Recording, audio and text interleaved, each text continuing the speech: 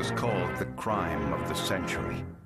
In 1932, the infant son of Charles Lindbergh, the man who made aviation history, was kidnapped and murdered.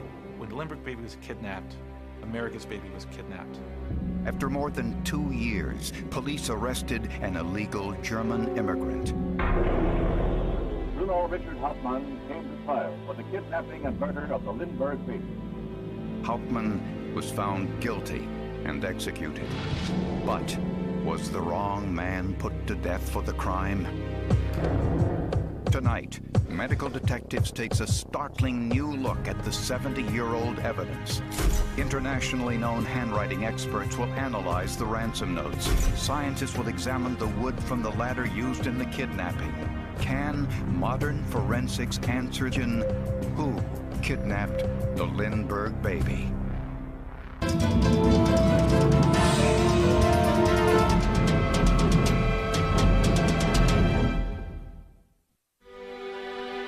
In 1927, Charles Lindbergh made history as the first man to fly solo across the Atlantic.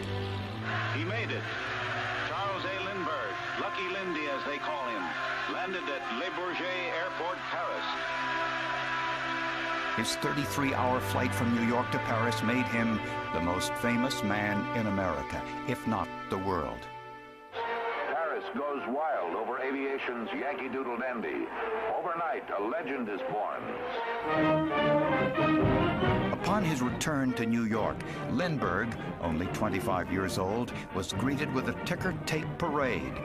And soon, his picture was everywhere. His popularity was... He was approached as a possible candidate for president. Lindbergh was the greatest American hero in an age of heroes. Two of the driving ideas of his generation were a belief in the individual and a belief in progress. And his feat in flying over the Atlantic really put those two together and made him a major celebrity. He and his lovely wife, the former Anne Morrow, wanted a normal... Lindbergh soon married the daughter of a wealthy American diplomat. When the couple's first child, Charles Jr., was born, pictures of the baby, dubbed Little Lindy, were a regular feature in newspapers and movie houses. Now you are looking at the Lindbergh home in Hopewell, New Jersey. To escape the crush of celebrity, the Lindberghs began building a house on an isolated estate about an hour's drive from Manhattan. But when the baby was only 20 months old, tragedy struck. At 10 p.m. on March 1st, 1932, the baby's nursemaid finished her nightly routine by checking on him in his second-floor nursery. But when she entered the room, the baby's crib was empty. She rushed downstairs to notify the Lindberghs.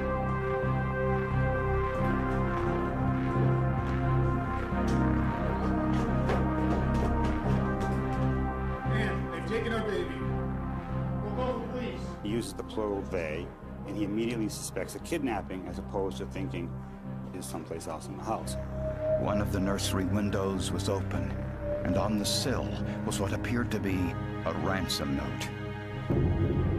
The kidnapper demanded $50,000, equivalent to almost $1 million today, for the baby's safe return.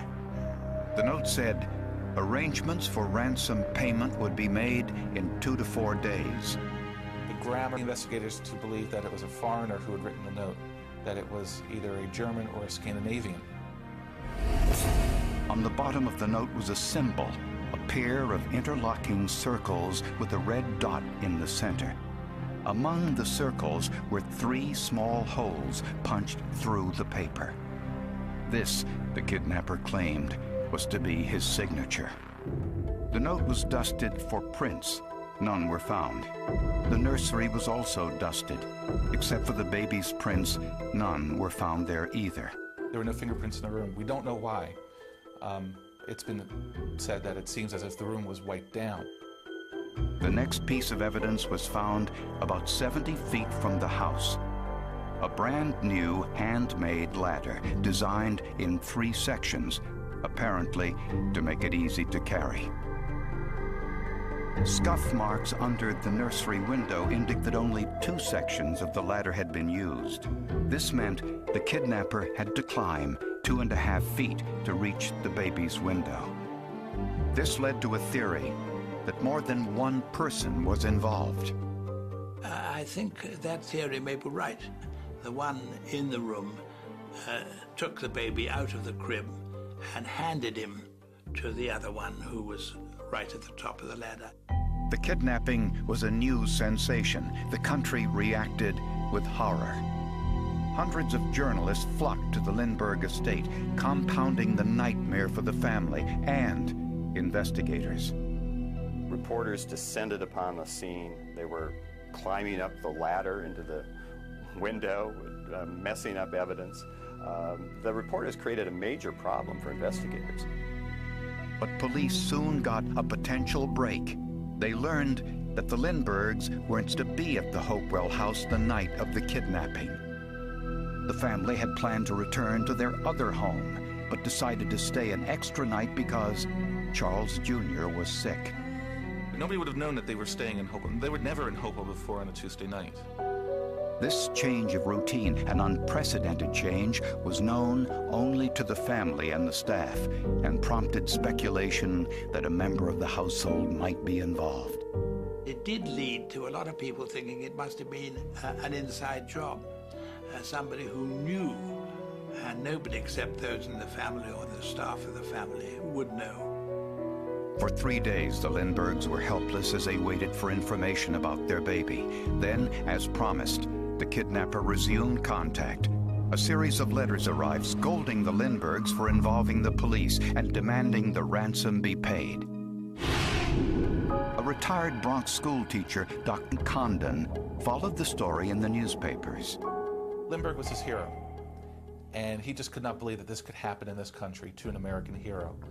And so he wanted to do something to help. So Condon put an ad in a local paper offering his services as a go-between, someone willing to negotiate the baby's safe return. Amazingly, the kidnappers saw the ad and responded by sending Condon a letter with the same symbol of interlocking circles that appeared on the original ransom note. It was basically the symbol that convinced Lindbergh and his camp that was a legitimate letter. Both sides accepted Condon as the go-between, and negotiations began. Through another series of letters, the kidnapper set up a late-night meeting in a Bronx cemetery.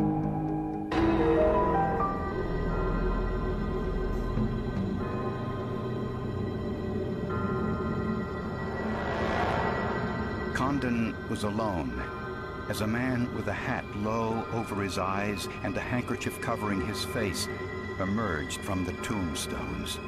He had a German accent and identified himself as John. Call me John. The man became known to investigators as Cemetery John. He didn't have the baby and wanted to know why Condon didn't have the money. Condon said he wanted proof the baby was safe. Cemetery John said he would provide the proof by sending the sleeping suit the baby was wearing when he was kidnapped.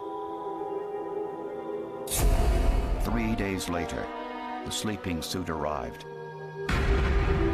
Then, the kidnapper called for one more meeting at a different Bronx cemetery. Finally, after a month of anxious waiting, the baby was to be handed over. Charles Lindbergh went with Condon, but stayed behind in his car.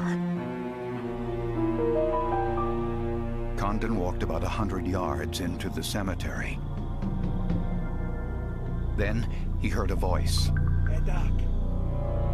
It was the same man from the first meeting, but again, he didn't have the baby. He said the child was safe. Condon handed over the money as instructed in a large wooden box. The man gave Condon a note which he said had the baby's location. He then walked into the shadows, away from where Lindbergh was waiting. Lindbergh never saw him, but said later that he'd heard his voice. The kidnapper's note said the baby could be found on a boat called Nellie, near the Massachusetts coast. while state troopers left no stone unturned as they sought clues in all possible hiding places. For 2 days, Lindbergh flew over the area. Hundreds of police searched the full length of coastline, but they found no signs of a boat called Nellie or the Lindbergh baby. Humming with activity, Hopewell, New Jersey is the nerve center of the hunt for the kidnapped Lindy baby. Then, 5 weeks after the ransom was paid, a truck driver made a gruesome discovery. The body of the child was found buried in a shallow grave not over 5 miles from the Lindbergh estate. An autopsy identified the child as the Lindbergh baby. He died from a blow to the head shortly he was kidnapped. Pressure continues to build, especially after the baby is discovered. Now we've got a murderer. Let's go get that murderer. And the pressure on investigators was greater than ever before. Greater, some say, than on any investigation in U.S. criminal history.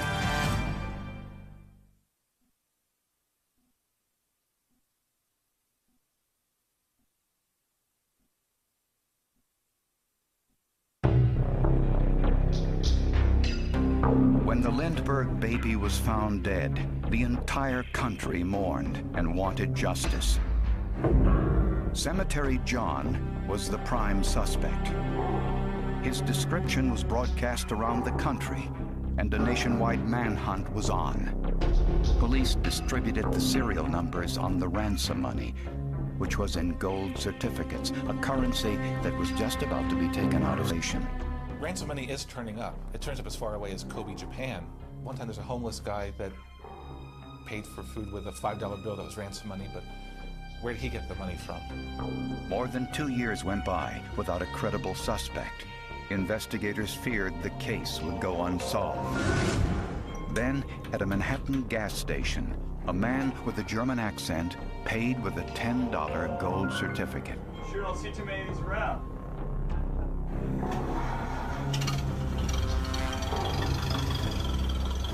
Worried that the money was useless, the attendant wrote down the license number as the man drove away.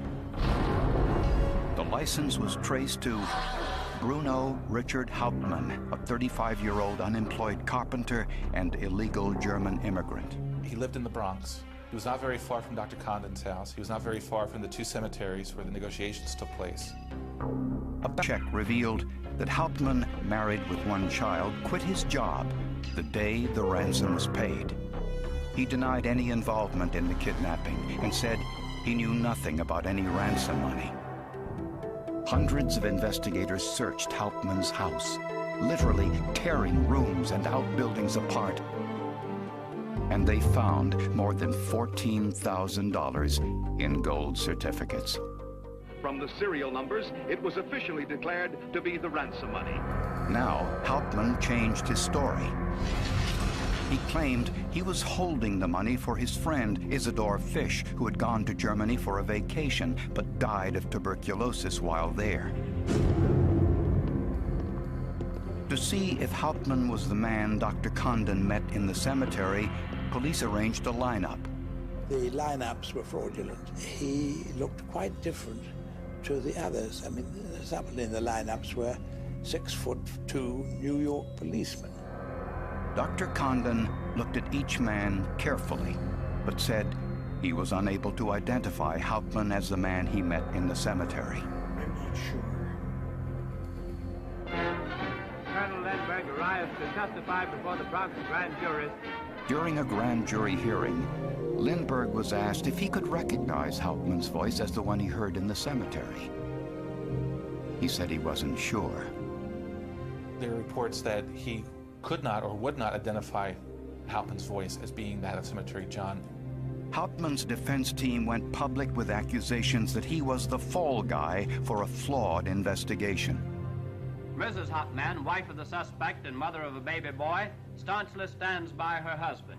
I'm positively sure that my husband had nothing to do with the Lindbergh baby kidnapping. In January of 1935, Hauptmann went on trial for kidnapping and murder. The entire nation watched and listened. We are here in the corridor of the Union Hotel at Flemington, New Jersey, where the trial of Richard Bruno Hauptmann is in progress at the present moment.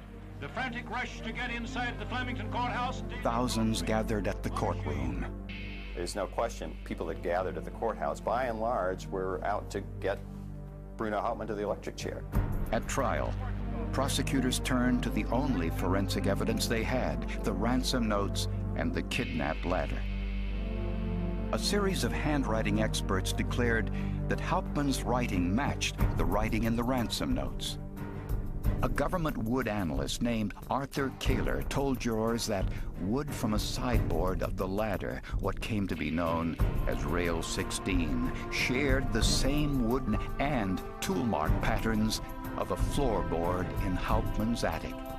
Well, the wood evidence is very significant because if it is as it appears, then that links Hauptmann, or at least Hauptmann's attic floor, to the kidnap ladder, and therefore is linking that house to the house in Hopewell.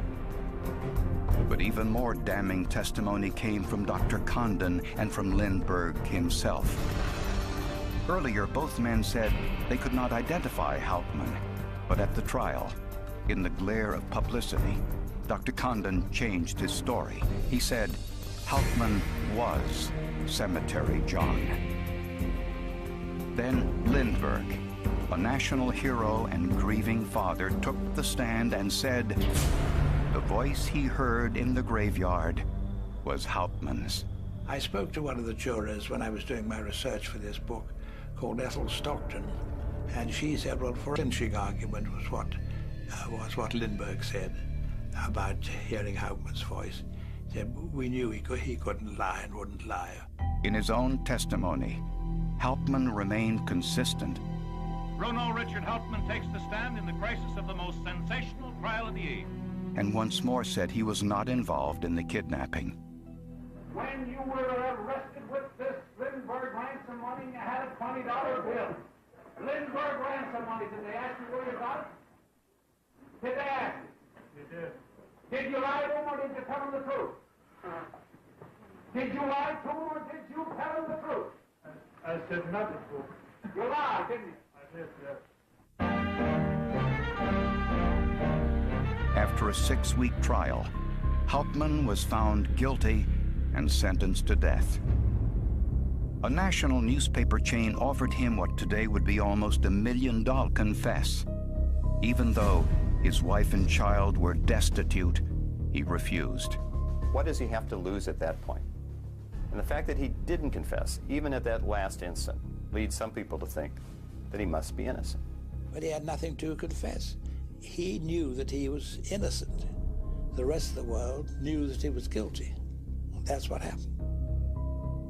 On April 3rd, 1936, Hauptmann went to his death, still maintaining his innocence.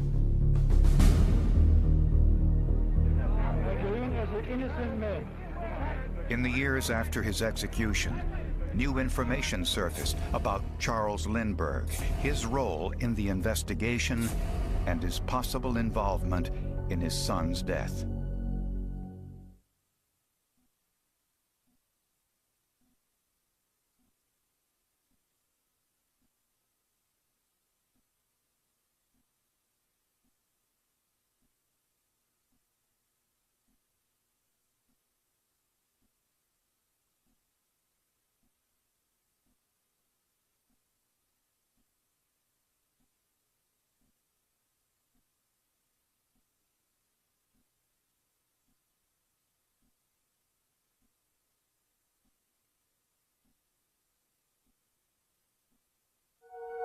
From the moment police found ransom money in Bruno Hauptmann's house, they were convinced they had their man.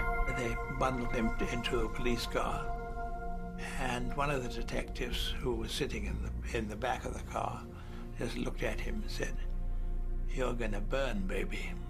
And he did. This assumption of guilt affected every aspect of the post-arrest investigation. Under the spotlight, he maintains his innocence. Meanwhile, new clues are being unearthed, and New Jersey plans to try him for the killing. Hauptmann was not given a lawyer and had none of the legal safeguards we take for granted today. It's pretty clear that Hauptmann was beaten in the Bronx County Jail. There's a doctor's report indicating that he had suffered severe bruises over many parts of his body. Hauptmann took a beating in the media as well. Hello, everybody. We're speaking to you now from the general store in Hopewell, New Jersey. The public and the potential jury pool were fed a steady diet of stories detailing his guilt. There was a banner headline on the front page saying, "Lindbergh kidnapper jailed." There was no evidence at that time that was so. But perhaps most disturbing is that once Hauptmann was arrested, police stopped investigating other potential leads. In some cases, this would make sense. But in the kidnapping, there was ample evidence the kidnapper had inside knowledge of the family's schedule. And even more disturbing, the baby was taken from the nursery between 8 and 10 o'clock. A time when everyone in the house was awake. A time when Lindbergh ordered that no one, not even his wife, could enter the nursery. The family routine was nobody was allowed in there. Everybody knew this. They heard the baby crying. They knew they were not allowed to go in and check on the baby to see what was wrong. Lindbergh wanted to, I guess, toughen him up or something. Here, just hours into the investigation, police began to consider the possibility that a member of the household was involved. But that line of questioning was shut down by none other than Charles Lindbergh himself.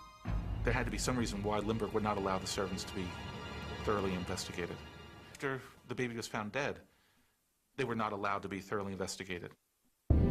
Lindbergh, an ex-military man and national hero, had virtually total control of the investigation. He sat in on all the strategy sessions. He directly threatened to shoot any New Jersey state trooper who made any move without his authority. Lindbergh's unusual role has raised questions that persist to this day, that he knew more about his son's kidnapping than he was telling police. Even his wife Anne thought this might be true. According to a letter which Anne Lindbergh wrote the next day to her mother-in-law, her initial instinct was that Charles Lindbergh had taken the child. In his book, Crime of the Century, Greg Algren says Lindbergh should not have been in charge of the investigation. He should have been the chief suspect. Today, we know more about these types of crimes than we knew in 1932. We know today that Howard was murdered. We know there's about an 85% probability that a parent or a close family relative is the perpetrator. But was Lindbergh capable of kidnapping his own baby? Even sympathetic biographers admit that he often played cruel practical jokes on people around him. One such joke involved his son. He had hidden the child in a closet and announced that the child was kidnapped. As a parent, I read that and I say, I can't imagine what would happen to my relationship with my wife if I took my 6-month-old child or 1-year-old child, hid the child, and announced to my wife that the child had been kidnapped. That's not a practical joke. That's evidence of a very sick mind. In fact, in the moments after the kidnapping, the baby's nursemaid, Betty Gow, is on record having suspicions about Lindbergh's involvement. Betty Gow goes, finds Colonel Lindbergh, asks him, "Baby, sir?" And he said, "No, I don't." And she adds, according to her statement, a line, "Please don't fool me this time." Some theorize that while playing another practical joke, Lindbergh accidentally dropped the baby, and that the ransom notes and the kidnap ladder were all part of an elaborate cover-up to protect an American hero.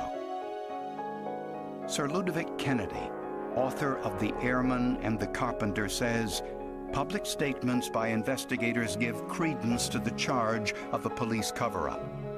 The chief of the New Jersey State Police at that time, like many Americans, worshipped Lindbergh. In fact, he said on one occasion, "I would do anything in the world to help Colonel Lindbergh. I would break any oath to see that nothing happened to him."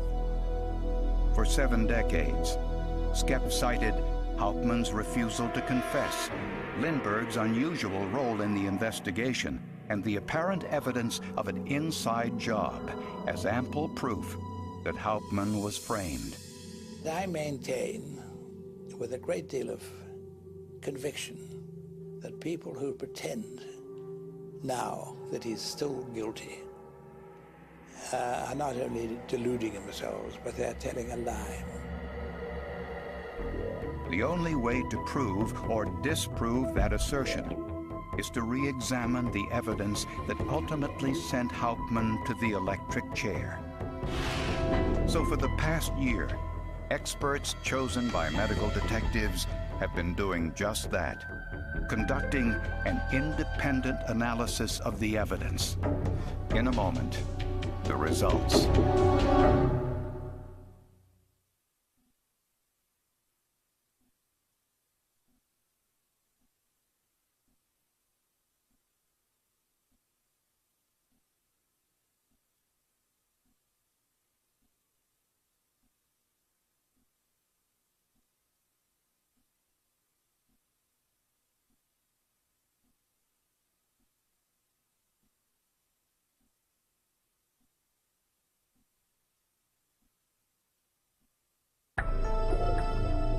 Shortly after his arrest, Hauptmann provided handwriting samples to police.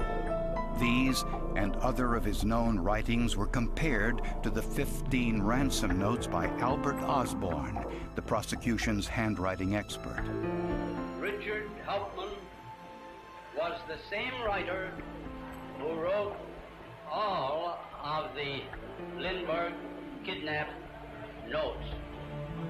Handwriting experts have said Osborne's results were corrupted by pressure to get a conviction. In an attempt to put the question to rest, medical detectives asked 3 internationally recognized document examiners for their opinions. Peter Bayer of Schriesheim, Germany, Gideon Epstein, based in Washington, D.C., and Grant Sperry from Memphis, Tennessee. The first question: did one or more people write the notes? The writing in all the notes shows an unnatural stop-and-start quality. In this particular case, all of the ransom notes were disguised. Some were disguised more than others, but they were all disguised. The consistency of the disguise in some areas is remarkable. There's a lot of extraneous dragging of strokes in an effort apparently to connect letters. But even with the attempt at disguise, there are consistent stylistic features in all of the notes. For example, the word police appears 13 times and shows a remarkable consistency. This is especially true in the unusual capital P. That unique way of making it, with a circle and a down staff and what looks like even a cross inside the center of the P. This is a very unique formation. The word boy is also distinctive, particularly the open O in the middle of the word. It looks more like a U and is consistent in all the notes. Consistencies like these in the writing and the disguise led all our analysts to conclude the notes were written by one person. The next question: writer, Bruno Hauptmann. For purposes of this program, Peter Bayer analyzed the handwriting from the perspective of someone who, like Hauptmann, was educated in Germany. 70 years ago, the expert opinions were too strong. I think they should look more for the German habit to write and to look to the German copybook.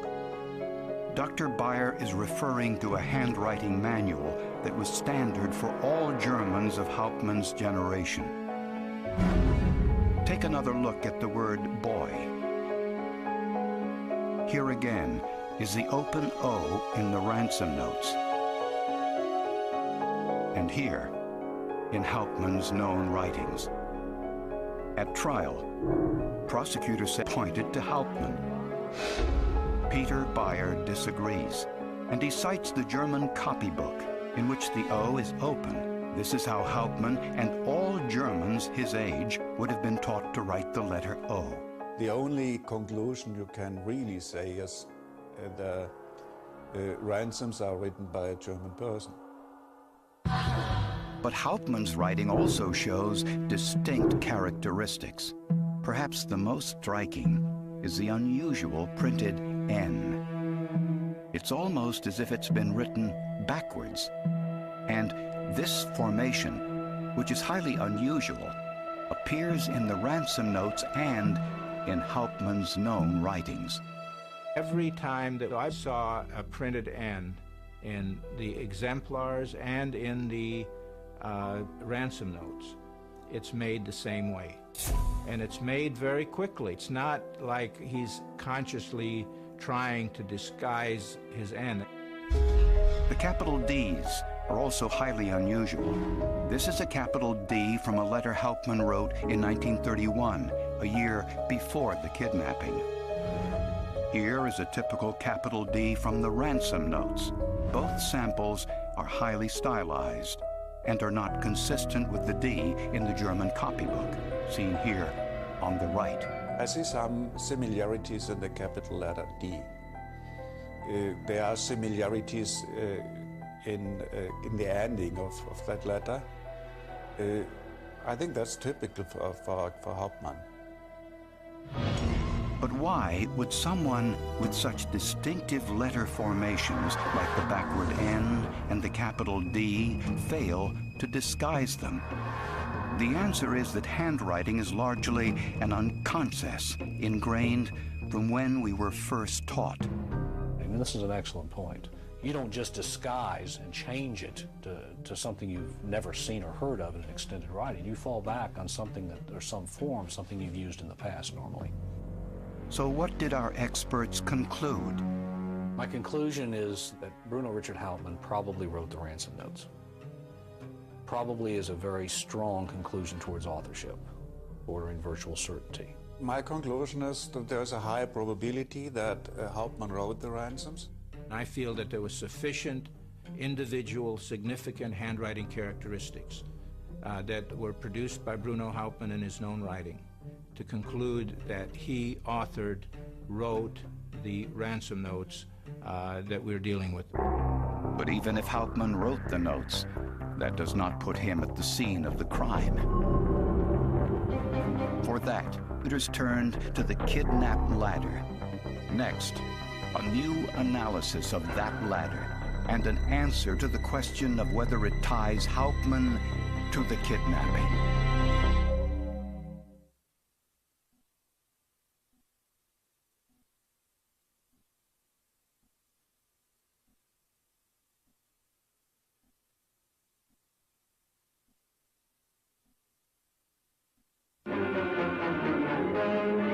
The controversy about the wood evidence used to convict Hauptmann centers on a sideboard of the kidnap ladder. Prosecutors claimed this board was originally part of the floor in Hauptmann's attic. It has come to be known as Rail 16.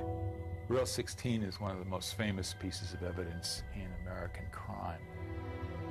How the rail was connected to Hauptmann's attic is at the center of the controversy. Once he was in custody, police went over every inch of his house. After searching for a week, an investigator claimed that a piece of the floorboard in Hauptmann's attic had been cut away and removed. He thought this missing piece might be Rail 16. They called for the Rail 16 to be brought to the attic and placed it down next to the attic board.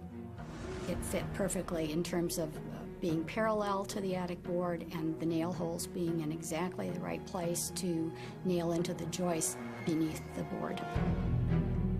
At the time, and to this day, many people say this was simply too good to be true. They claim Rail 16 was planted after Hauptmann's arrest. It would not be impossible reach for one to reach the conclusion the police had dummied up some of the evidence with regard to the ladder. It was not unheard of back then. I mean, look at the news reports today. It's not unheard of today. To find the truth, medical detectives contacted Kelvin Correga, an independent analyst who has spent years examining the kidnap ladder. We also enlisted Dr. Regis Miller, a wood anatomist at the U.S. Forestry Service, and Dr. Shirley Graham, a forensic botanist. The first question was whether Rail 16 was planted evidence.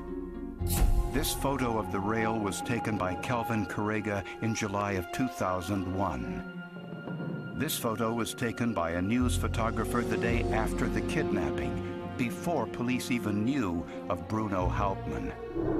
A comparison of the photos clearly indicates that the patterns of wood grain and knots of pieces of wood line up, showing that the Rail 16 entered into evidence was always part of the kidnap ladder. I found a complex series of surface patterns of whorls and V's and ridges and so on that was very, very specific. It's like a fingerprint. Those photographs match quite nicely, just things like knots, grain patterns, and you can see that on the photos. So that, first of all, says that the Rail 16 wasn't replaced. Prosecutors claimed Rail 16 was once part of a single board, the rest of which was still in Hauptmann's attic.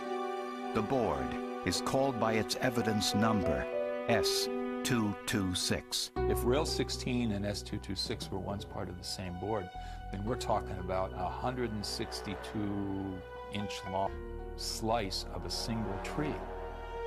Here are both boards in what prosecutors said was their original position in the attic. S226 is wider than Rail 16. Prosecutors said this was because Rail 16 was hand-planed along both edges to make it fit the rest of the ladder. This hand-planing left unique marks. Here is an imprint of the hand-plane marks on Rail 16. Here, the marks on a rung of the kidnap ladder. And here, the marks from Hauptmann's hand planer.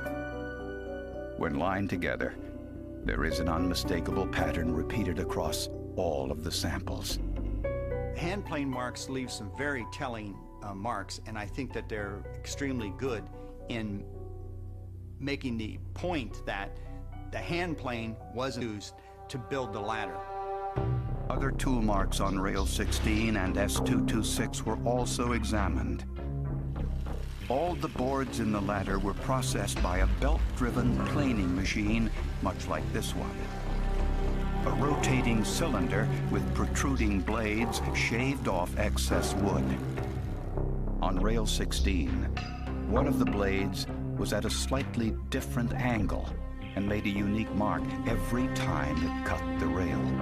If one of the knives is slightly offset from the others, then it'll make a shadow, it'll make a deeper cut. Here is a photograph of these planar marks on Rail 16. Among the pattern of vertical lines, a deeper cut can be seen at consistent intervals. Here is a photo of the planar marks on S226. The same marks at exactly the same intervals visible on both boards, showing they were planed on the same machine. It's very, very powerful evidence that the two boards were one, and it also makes the theory that somebody found a board to match Rail 16 completely implausible. But perhaps the most distinctive comparison comes from the natural characteristics of the wood, the growth rings. No two trees would have the same ring pattern. The growth is very much affected by external conditions, and every tree is unique. For this investigation, Kelvin Correga used new photographs of the end grain. On the top is a photo of Rail 16's end grain. S226 is on the bottom. When compared, the rings line up perfectly in both number and thickness. The final forensic proof that Rail 16 came from Hauptmann's attic. I'm satisfied that the rail 16 and S226 are the same board. I look at it from the cross-section to look at the growth rings and the pattern that's in that growth ring, and that alone will convince me 99.9%. I think the wood evidence points to an unquestionable link of Hauptmann and the crime. I think that rail 16 represents the one tangible piece of physical evidence in the case, and it's a real link between the house of the man that was executed for the crime and the crime scene itself. In a moment, the questions answered and the questions that remain as the reopening of the investigation into the Lindbergh baby kidnapping continues.